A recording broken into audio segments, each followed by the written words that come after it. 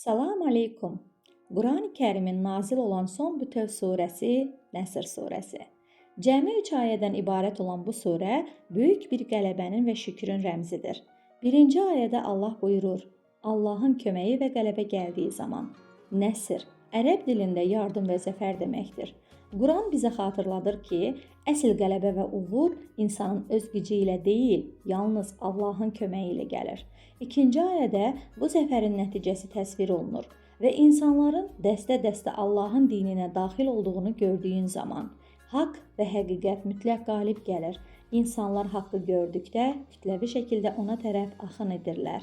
Və sonuncu, ən mühüm ayə, Rəbbini həmd səna ilə təriflə və ondan bağışlanma dilə. Şübhəsiz ki, o, tövbələri qəbul edəndir. Quranın möhtəşəm məntiqi, uğur və qələbə qazananda təkəbbürlənmək olmaz.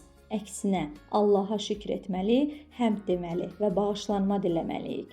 Nəsr surəsinin bizə mesajı budur. Həyatınızda hansı uğuru qazansanız da xatırlayın, kömək Allahdandır.